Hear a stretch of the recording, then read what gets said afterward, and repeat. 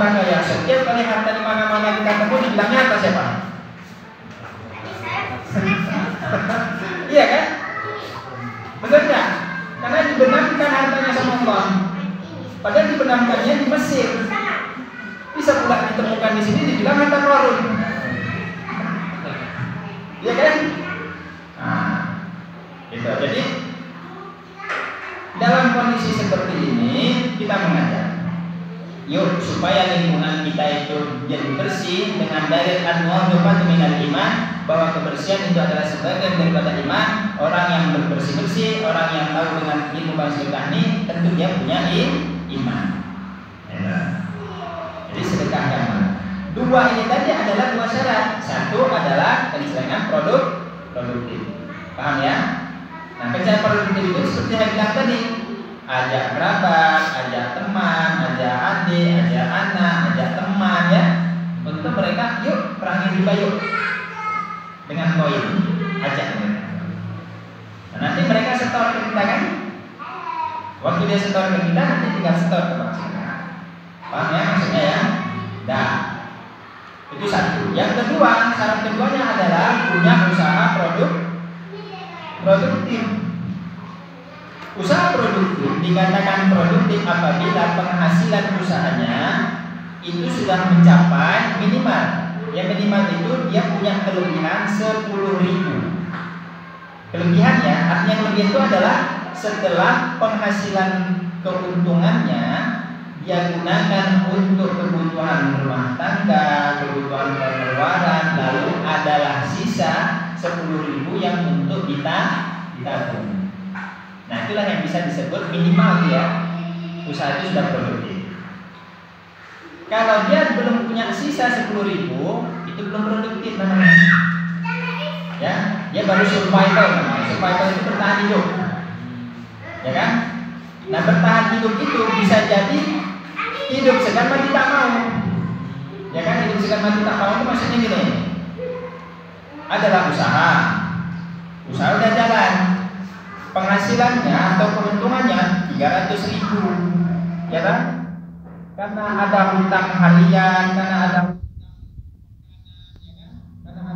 biaya sekolah, biaya dan lain-lain, 300.000 itu habis semua, itu pun belum cukup. Akhirnya modal yang ada itu pun harus tergerus, terpakai.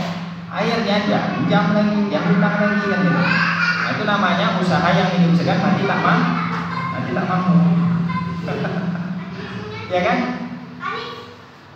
Ditutup usahanya tak mau dia, tapi hidup pun dah segan dia. Kenapa? Setiap kali dia buka usaha, ini aku ditagih nih sama si fulan, ditagih nih sama si fulan gitu. Jadi repot usaha itu. Ya, maka ayo belajar dengan sungguh-sungguh. Nah, itulah yang disebut usaha produktif tadi. Jadi sebenarnya di bank sedekah ini orang yang boleh meminjam dari harta bank sedekah itu apabila telah memenuhi dua syarat tadi itu sebenarnya. Kalau dia sudah punya kesenangan produktif, kalau dia sudah punya usaha produktif, dialah yang paling berhak untuk meminjam harta di bank sedekah. Paham maksudnya? Ya kan? Nah, kemarin kok nggak ada pembicaraan seperti itu, ya kan? Kok nggak ada pembicaraan seperti itu? Ya kalau saya bingung kan siapa yang mau pinjam, ya kan? Nggak ada yang mau pinjam. Jadi kita ringankan, kita mudahkan. Oke lah, untuk awal ini kita yang penting kita ajak untuk syiar dulu. Ya kan? Kita wujudkan bahwa ada nih dari harta Allah yang kita pinjamkan berbasis sedekah tanpa riba. Itu dulu.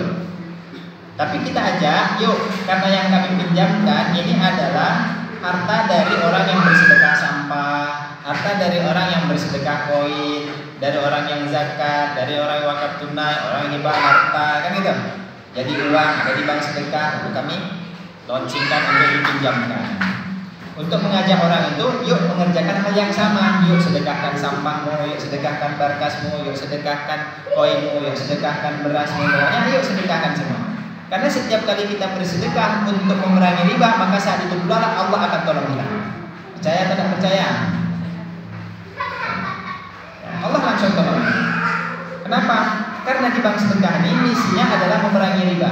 Kenapa kalau kita memerangi riba? Karena Allah Allah yang memeranginya.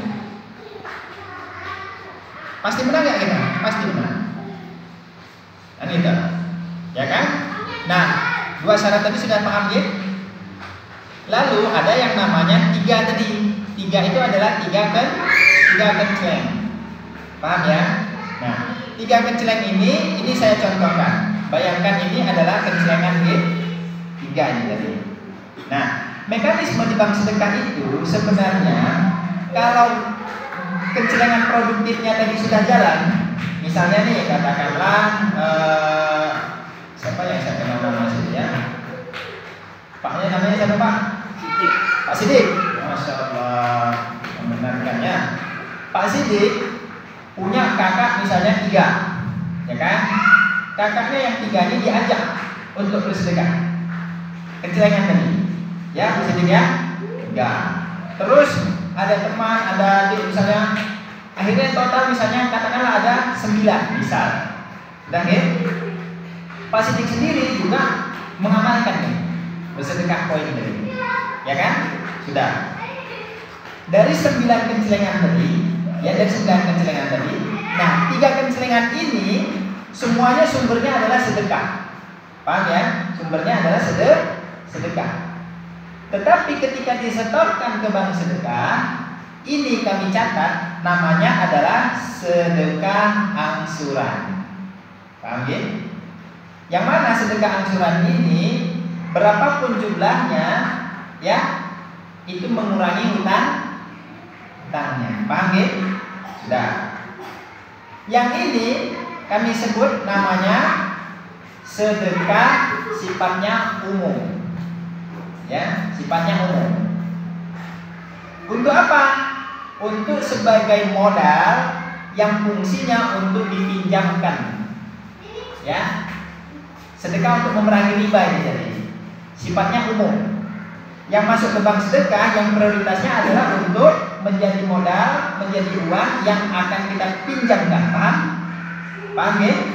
Nah, yang ini tadi namanya sedekah, yang kami catatkan namanya bagi hasil.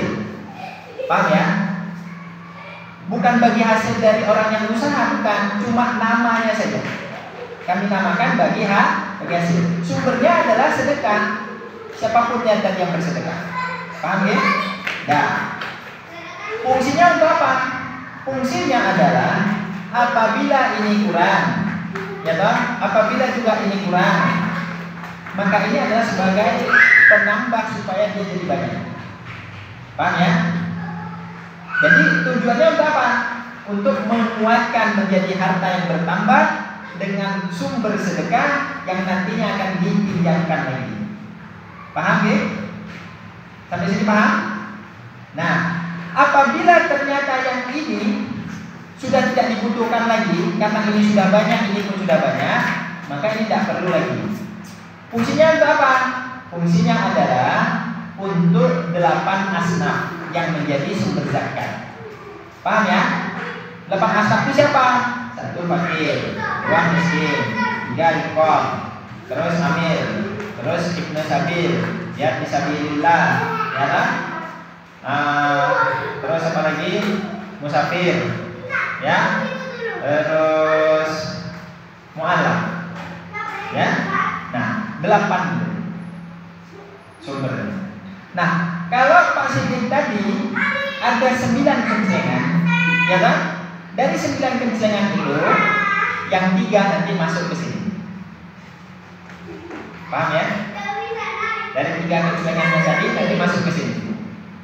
Nah, yang 3 lagi masuk sini. Yang 3 lagi masuk sini. Paham ya? Artinya apa? Hutangnya atau pinjamannya Pak Sidik ke bank sedekah bukan hanya tanggungan sendiri, Pak. Enak apa enggak? Enak kan? Boleh apa enggak? Hah? Bukan hanya boleh, itu syariatnya. Apa kata tadi?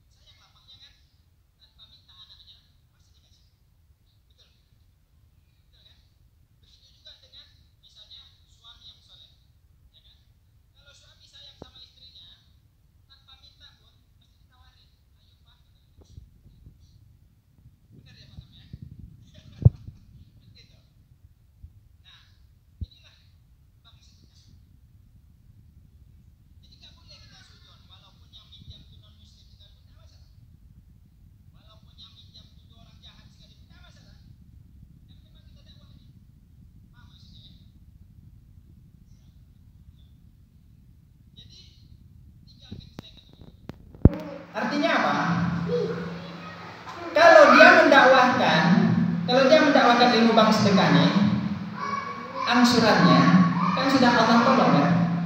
Dari siapa? Dari kerabatnya, dari teman-temannya. Ya, dia kan hanya fokus apa? Bahagiakan anak, bahagiakan istri, ya kan? Secara otomatis anak pun ada keceringan di tiga, kan? Dia nggak tahu nih, yang mana yang angsuran, mana yang sedekah, mana yang bagi hasil, dia nggak ngerti. Tapi karena dia akhirnya Allah kasih hidayah, Allah kasih rasa sayang, bersedekah. Bapaknya kasih duit ke anaknya, bukan jajan dia prioritaskan. Apa yang dia prioritaskan? Mau sedekah adik Pak, mau sedekah adik, yang mana pencelengannya Pak? Hebatnya. Betul apa betul? Anaknya bersedekah, pahala yang dapat siapa? Kedua orang tuanya. Betul. Pahala dapat ke anak itu dapat kepada kedua orang tuanya, jadi berkah gak jadi rumah tangga itu? Hah? Jadi berkah, jadi makmur, jadi senantiasa. Wah, masya Allah. Anaknya bersedekah, istrinya pun bersedekah, ya kan? Dia pun tambah lagi rezekinya. Nah, nikah tadi semua. Itu 3 kencang. Nah, yang 4 tadi disebut dengan sedekah 4 pilar. Sedekah 4 pilar itu apa? 1, sedekah sampah. Ya, sedekah sampah termasuk barkas. Sampah itu ada organik, ada anorganik. Yang penting antara organik dengan anorganik itu sudah terpisah. Semua sampah anorganik silahkan sedekahkan. Nah, kalau untuk sampah organik untuk sementara yang diterima oleh bank sedekah itu 3 saja. Apa? 1, oli bekas. Tahu oli bekasnya? Kalau kita ngetam motor, olinya waktu kita tap ada nggak olinya? Ada kan? Nah, pada saat itu ditap, kan itu ganti oli baru. Ya, pada saat ganti oli barunya kan ada bekas wadah yang lama, ya kan? Nah, pesan sama yang tukang bengkel tadi, Mas, olinya saya bawa pulang ya, ada keperluan. Gitu. Oh iya ya, pasti dia wadahin, nanti bawa balik. Gitu ya, sampai di rumah nanti disimpan, nanti sedekahkan. Nah, oli bekas. Yang kedua apa? Minyak jelantah. Tahu minyak jelantah ya? Nah, biasanya ibu tuh. Umumnya minyak sawit itu paling lama, paling banyak itu 3 kali untuk buat goreng itu. Kalau lebih dari itu, maka dia akan bersifat karsinogen. Karsinogen itu adalah zat yang mengakibatkan sebagai fondasi dasar daripada kanker. Oke? Maka kalau dia antibodi kita tidak kuat, maka dia akan membentuk sel yang mengakibatkan dia akan bertumbuh berkembang biak dan menjadilah kanker. Oke? Jadi untuk minyak sawit maksimal 3 kali penggorengan. Kalau lebih dari itu sifatnya nanti jadi karsinogen. Maka setelah dia jadi jelantah, jangan dibuang. Ya, jangan dibuang, tapi wadahi di dalam botol atau jerigen. Setelah terkumpul sedekahkan untuk mengurangi riba. Paham ya? Lain cerita kalau minyak kelapa. Kalau minyak kelapa bebas kolesterol, sampai dia habis sekalipun tidak ada zat karsinogen padanya. Ya? Jadi kalau minyak kelapa, kalau dia yang premium, yang sudah kualitasnya bagus, dia tidak akan bau kening. Tapi kalau dia belum di bleaching, dia belum di deodorize, maka dia akan kening. Minyak kelapa itu. Ya? Gitu ya? Sudah. Dan yang ketiga itu adalah nasi aking. Tahu nasi aking? Nasi sisa, ya. Kalau nggak ada hewan yang bisa kita kasih makan dari untuk sedekah kita, lebih baik kita keringkan. Ya, setelah dia kering, masukkanlah dalam plastik kresek. Ya kan? Nanti udah sampai berapa banyaknya, sedekahkan. Paham ya? Nah, itu yang disebut dengan sedekah sampah ataupun barkas. Barkas itu apa? Barkas itu adalah barang bekas apapun yang kita punya. Ya kan? Yang milik kita. Itu sedekahkan ya. Baik itu pakaian, sepatu, sandal rusak, apa segala macam. Piring pecah, gelas pecah, apapun. Dan jangan hanya kita yang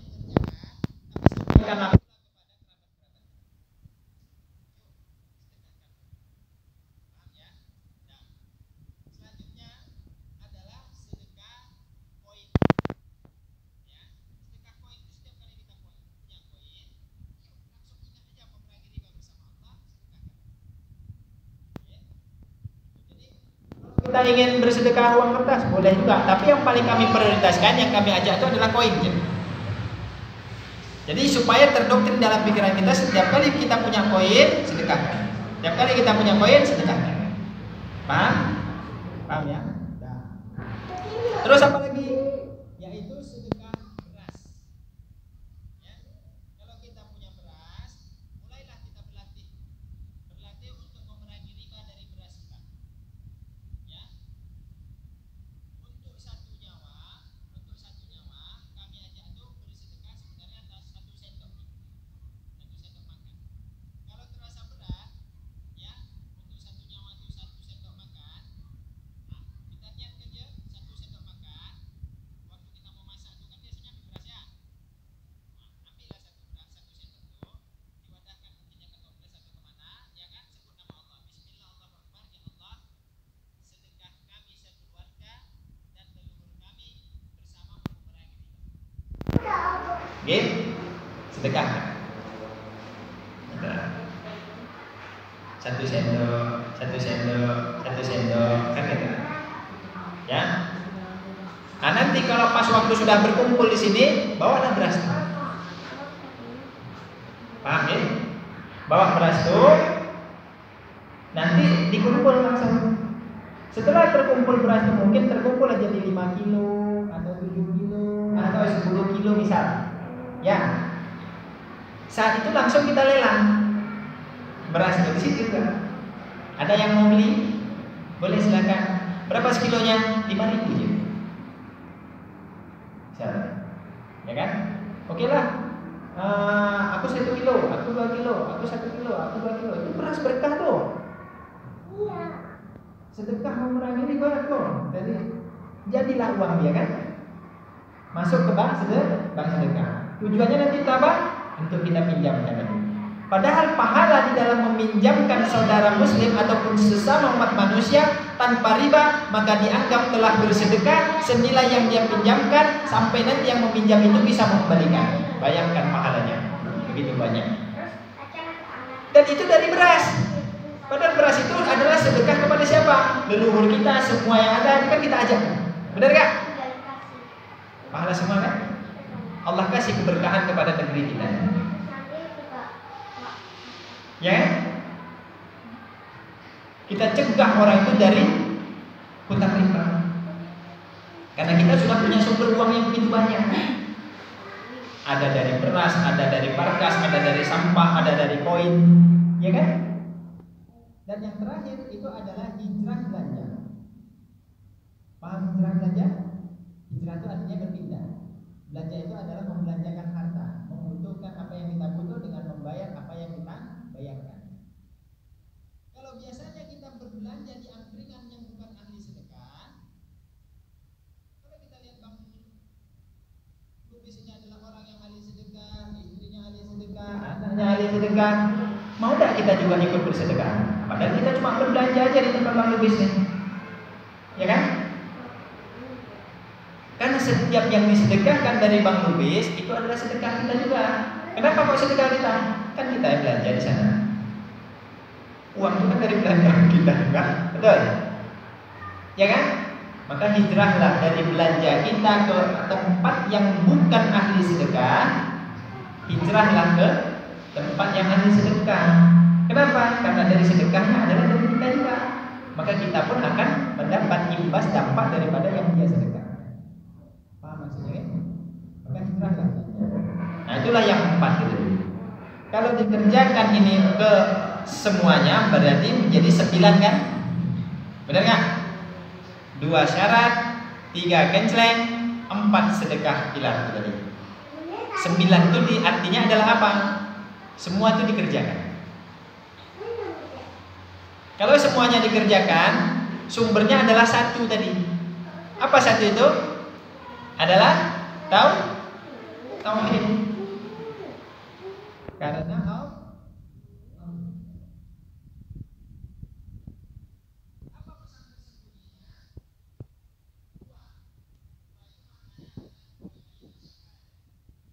fardu dan salat sunnah. Apa salat fardunya? Maghrib. Islam, yang dia itu rahmat bagi seluruh orang. Bagi yang mengerjakan apa yang dikerjakan ini, aplikasikanlah dalam ajaran ilmu bab sedekah. Ketika kita menjaga 2 kalimat syahadat kita, ketika kita menjaga salat sunnah kita, ketika kita menjaga salat fardu kita, ingatlah apa tadi? 2 syarat. Apa 2 syaratnya? Keselengan produktif, usaha produktif. Paham ya? Keselengan produktif, usaha produktif.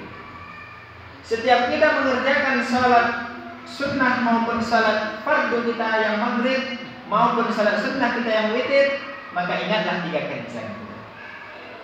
Kerjakan 3 keselengan. Yang satu disebut angsuran, yang satu disebut sedekah, yang satu disebut bagi hasil. Yang mana ini adalah amunisi sistem keuangan berbasis sedekah tanpa riba, tetapi Allah tumbuhkan, Allah suburkan. Benar? Yang berhutang tidak mengalami kesulitan, dan yang bersedekah pasti akan Allah tumbuhkan dan kembangkan. Paham ya? Dan yang keempat tadi, ketika setiap kali dia salat duhur, setiap kali dia salat isya, setiap kali dia salat isya, maka apa yang dia ingat? Ada sedekah 4 pilar yang perlu aku lakukan dan perlu aku dakwahkan, sehingga diajak dikerjakan pada kerabatku, kepada teman-temanku, kepada seluruh umat manusia. Kenapa? Kalau ini kita kerjakan, insya Allah, karena Allah tidak akan merubah keadaan satu kaum selama kaum itu tidak merubah keadaan pada dirinya masing-masing. Nah, tanamkanlah ilmu bank sedekah ini pada diri kita masing-masing, ya, sehingga kita menjadi rahmat bagi seluruh alam dan husnudzon. Nah, bayangkan, misal, Bapak ini Pak, siapa namanya Pak?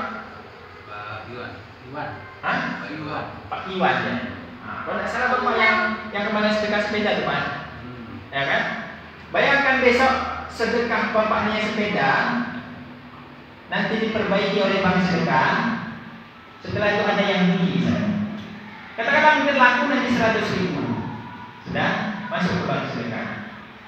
Tiba-tiba selanjutnya nanti dipinjam sama siapa? Si fulan misalnya gitu.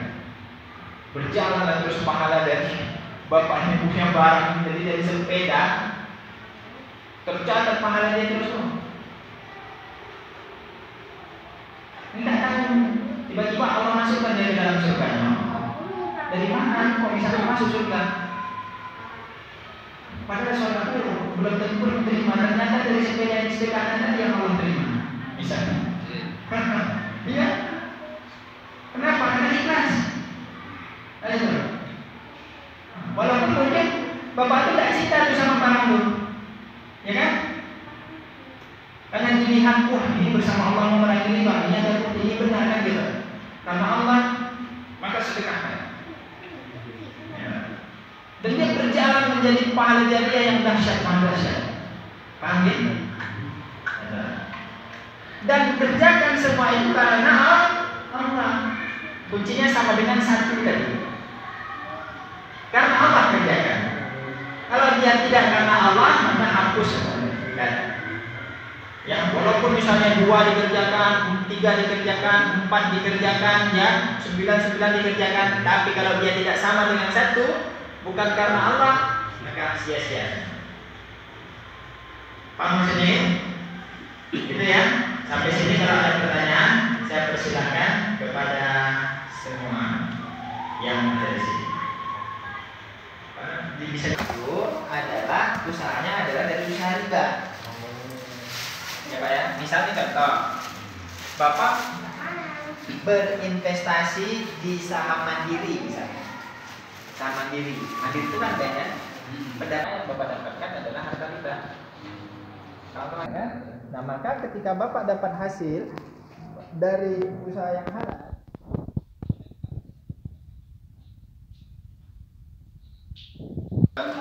500.000, saya gitu.